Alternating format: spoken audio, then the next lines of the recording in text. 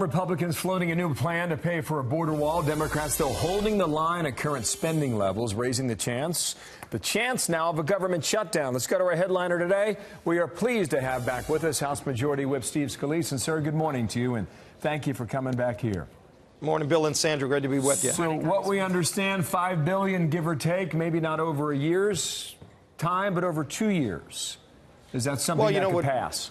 What President Trump has talked about is that he needs $5 billion right now to secure the border. And it's a full border security package, including building the wall, including technology, making sure that our Border Patrol agents have the tools they need. You just saw in the last few days, they're being attacked and assaulted by some of the people in this caravan. And the president needs to secure the border. I think it's important for all Americans that we get this done. Senator Chuck Schumer making his thoughts on this very clear on the Senate floor yesterday. Listen.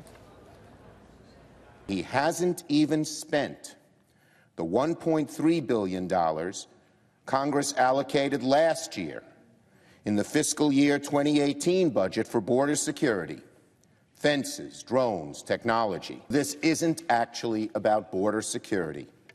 This is the president trying to manufacture a shutdown to fire up his base. Can you respond to that for us, Congressman? Well, Chuck Schumer's still burned from the last time he shut the government down, and it didn't work for him then. It's not going to work for him now because people know. They see this threat at the border. Look at this caravan. There are already more than 600 known convicted criminals in the caravan.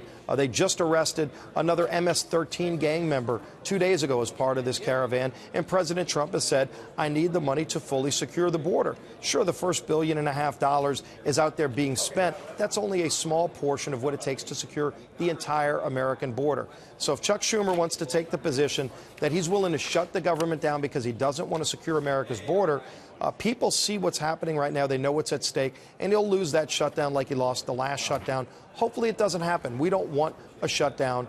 We want to make sure we can secure America's border. President Trump's laid out a very concrete plan that makes a lot of sense to get this done. Let's go and see a bipartisan agreement to secure America's border, especially at a time when we see the assault coming from known criminals. And keep this in mind. Every single day, on average, our Department of Homeland Security stops 10 known terrorists from entering this country. Every single day. We need to secure the border. President Trump has laid out a plan to do it. If Chuck Schumer doesn't want that to happen, if he wants to shut the government down over whether or not to secure the border, on the potential that's of a that, failed Congressman, position. do you think there will be a government shutdown? You know, the negotiations are ongoing. We still have a few more days to get this done. I hope we do get it done.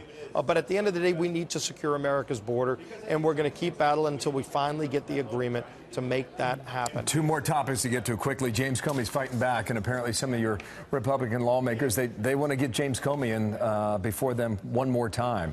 And you're running up against calendar here because you're going to toss the gavel over the first week of January. James Comey said this in a tweet. He said, today my legal team filed court papers to get transparency from House Republicans. Let the American people watch. Bob Goodlatte, chairman of the committee, was with us last hour and said the following as to whether or not the Comey testimony will happen. Watch. We're open to the idea of videotaping it. The fact of the matter is, though, he is trying to run the clock on us. Trying to run the clock, sir? I agree with Chairman Goodlatte. Look, we've laid out a number of different options for Comey to come in. You don't get to decide whether or not you want to comply with a compelling order to come and testify before Congress. Ironically, in his tweet, he mentions transparency. The whole idea of getting him to come and testify is to be transparent with the American people, not through leaks, which Comey's good at, but by being sworn in under oath and testifying and telling the truth to the American people about what's going on. Is this a witch hunt? Is this targeted? What's really happening? The only way to get true transparency is not through him trying to leak stuff and write books. It's about swearing him in under oath and getting an honest conversation about getting the facts to the American people. Congressman Scalise, finally, the president is at this G20 summit at the moment. We don't know yet what all will come out of this. We know he's got a meeting with President Xi, but we do not know if this meeting with Vladimir Putin will be happening. The latest from the White House, the president has called this off. Would you like to see the president meet with Putin?